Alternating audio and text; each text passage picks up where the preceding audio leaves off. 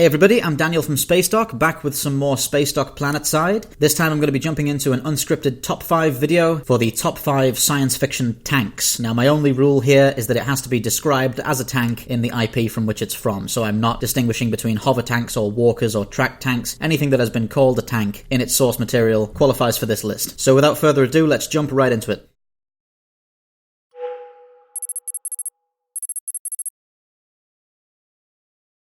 First up, in 5th place, it's the M808B Scorpion tank from Halo. Now this is a very low sci-fi design, it's very straightforward and simple, not so very different from the kind of tanks you might encounter in the real world. It's obviously propelled by tracks, although its tracks are interestingly divided into 4 little individual segments that give it a little bit of articulation to allow it to turn faster. The tank overall has a very low profile, with nice sloping armor, not very many of what are called shot traps, where you have flat surfaces or concave surfaces that would cause additional damage if they were to be struck by a projectile. Almost all of the armor on the Scorpion is sloped inwardly to allow rounds to glance off with minimal damage, and the more sensitive areas like the tracks and the engine at the back are protected by layers of armor and hidden under the bulk of the vehicle's frame. The Scorpion is 10.2 meters long and 7.8 meters wide. We're told that it has a ceramic titanium armor-plated hull. Its main gun on its 360-degree rotating turret is an M512 90mm smoothbore high-velocity cannon. Alongside that, it has a single coaxial machine gun, and all of this can apparently be operated by one individual using a combination of neural interfaces and various control suites within a small cockpit compartment under a button at the forward of the tank. This seems to be pretty much the extent of the tank's internal space. Technology seems to have mitigated the need for loaders or separate drivers or anything like that, so most of the internal space outside of where the commander is sitting is just machinery and perhaps storage for small arms and various other things. We very frequently see the Scorpion carrying tank riders as passengers outside, and we've seen many times that the vehicle can be carried into battle by Pelican dropships or other heavy aerial loading vehicles to place them on the flank of an adversary or bypass difficult terrain. Compared to the main battle tank of the Covenant, the Wraith, the Scorpion seems to have a rather serious advantage. The Wraith is more of a short-range energy artillery vehicle. It can only fire in large curving arcs. The Scorpion has an accurate and powerful long-range gun, and if you've played the games you'll know that you can pretty handily take out a Wraith, normally while moving at speed from the command chair of a Scorpion tank. Overall, not the most outlandish sci-fi design, very grounded and straightforward, but obviously a very effective vehicle with a cool looking frame and some very rewarding gameplay in the series.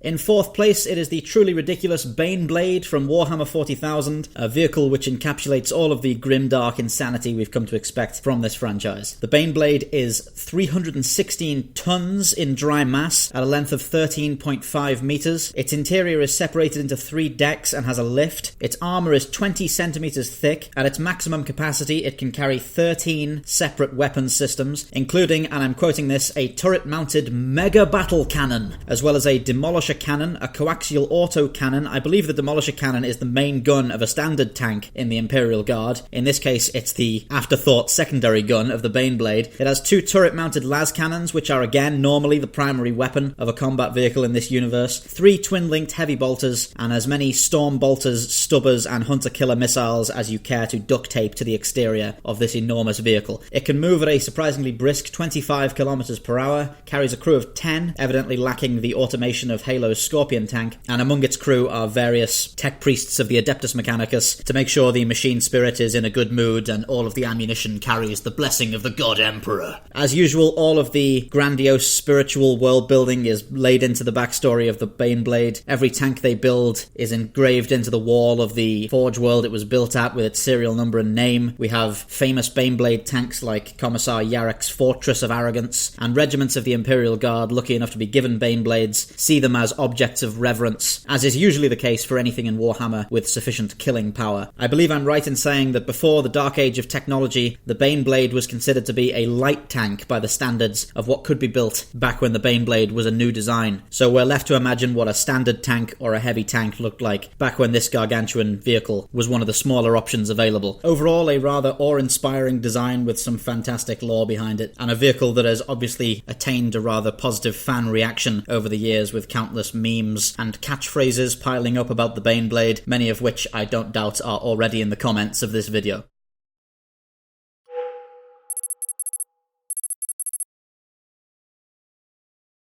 Okay, in third place, it's something you've never heard of that I absolutely love, the ISDF N1A2 Sabre from Battlezone 2 Combat Commander, a FPS RTS hybrid strategy game from the 90s that was recently remastered. You may have heard me heavily encourage you to check this game out in various older videos. I will do so again. Go onto Steam, find Battlezone 2 Combat Commander, the remake. It's a fantastic game. I grew up with it. Brilliant. But to jump into this awesome design, this is the main hover tank of the International Space Defense Force in the alternate history future of Battlezone. And unlike the rest of the vehicles on this list, it is very fast moving. It relies on strafing. It hovers a couple of meters above the ground, but can elevate itself to like 8 or 9 meters in short bursts. The vehicle itself is 8 meters long. It's operated by a single pilot in a sort of cockpit section under the main gun of the turret. The turret is fixed and contains the main barrel of a weapon called an AT Stab, which is a sort of medium range, armor piercing anti-tank gun. On either side of the main gun are 2 rapid fire miniguns that can also be replaced with various other kinds of light weapon, and the tank also carries a single high elevation mortar that can be fired through one of 2 ports, which allows the vehicle to lob mortar rounds over hills, take advantage of terrain, and attack structures and gun turrets and things without exposing itself to fire. And if that all wasn't enough, it also has a single mine layer on the aft, allowing it to place traps when people are trying to pursue it, or deploy light defenses around a base or strategic location. These vehicles are best used in large packs, kind of like a sort of mechanized cavalry for separating chunks of an enemy force and then chasing them away, causing their formations to break and rout. The vehicle's armor is fairly light, but again relies on evasion, and if you do get a chance to play Battlezone 2, you will learn how satisfying it is to lead a charge of these vehicles, taking advantage of the quick response times and the low profile to dodge enemy fire and turn the tide of larger engagements. I love the look of this vehicle. It widens at the front, it's painted in this gorgeous black and orange. You can see the oscillating gimbaled engines at the back, and in the new remaster they added sort of ventral hover thrusters that previously had no particle effects but now have a kind of fanned out downward engine wake that we can see pushing against the ground as the tank leans into its forward motion. Like all of the vehicles in this game, it just has a wonderful presence on screen. You can see it arresting its momentum and changing its direction with that power behind it. This is a tank that you can dogfight in. As I said, if you haven't played Battlezone, please do check it out, and you can learn what it was that really got me into science fiction and science fiction vehicles in the first place. Awesome tank design from a fantastic piece of science fiction.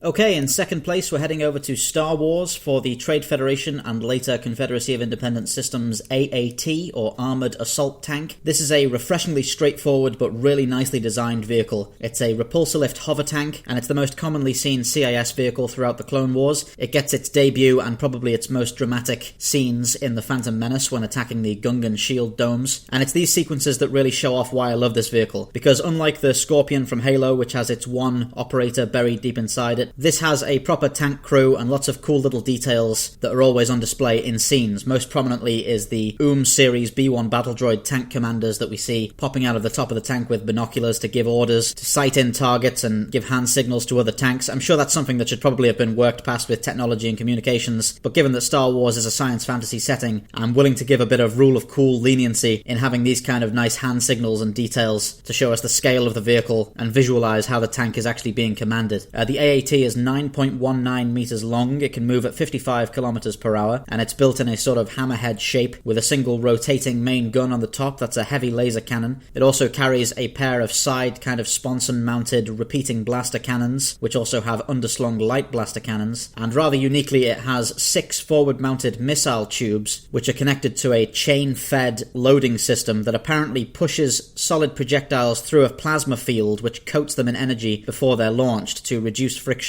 and increase heat damage on impact. It's an interesting hybridization of energy weapons and very rare projectile throwing weapons that we don't often see in Star Wars. It also has external handholds for up to 6 tank riders, normally B-1 battle droids, sometimes B-2, and the back section can lower fully as a ramp, opening to a small troop and storage compartment, as well as the access passages for the main driver's area and the gun turret. The tank seems to be relatively well armoured against light arms, but evidently the strange EMP boomer spheres that the Gungans use are capable capable of disabling them with enough force, or at least the far larger catapult-thrown ones are. We see some awesome sequences in the Battle of Naboo where out-of-control or partially damaged AATs can be seen carving streaks into the ground as they lose their altitude and tear up the soil beneath them. This is a great detail, and it also underlines some of the potential disadvantages of having a hover tank over a tracked vehicle, especially when facing EMP weapons that could disable the repulsor lift systems and cause them to be trapped in place. Obviously, the payoff to this is that an AAT can traverse harsh terrain that a tracked vehicle might not be able to make it through. The speeds that the AAT's repulsor lift engines allow it to reach also mean that the vehicle can plow through weaker walls of certain structures or smaller obstacles, and can carry a lot of heavy armor without slowing the vehicle down as much as it might do if it were wheeled or tracked. While the Republic does have powerful ground vehicles, they don't have anything that can quite match the combination of maneuverability and firepower that the AAT clearly offers, and we know that this tank was one of the most effective and popular pieces of equipment employed by the Confederacy across the 3 years of the Clone Wars.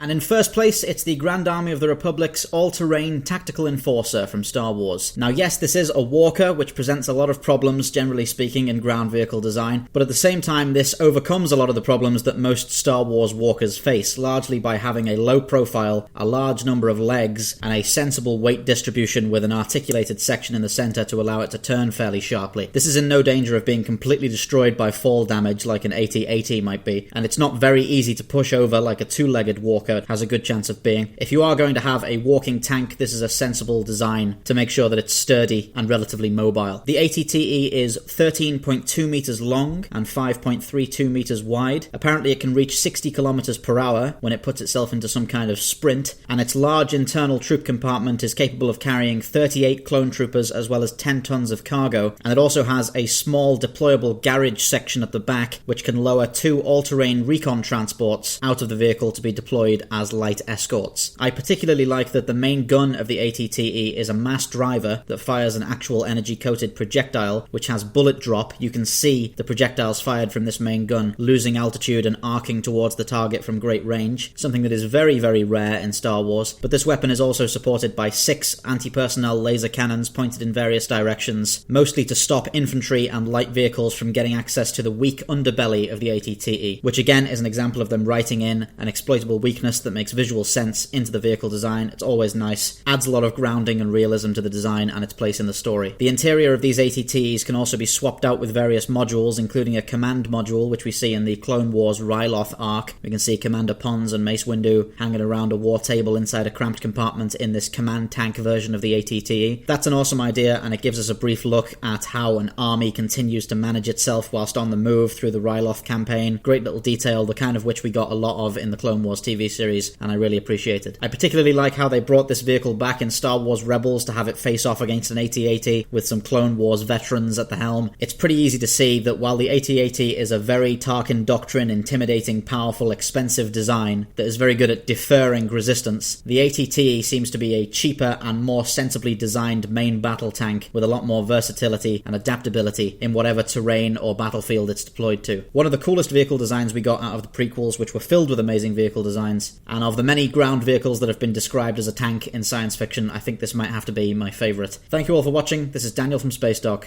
signing off.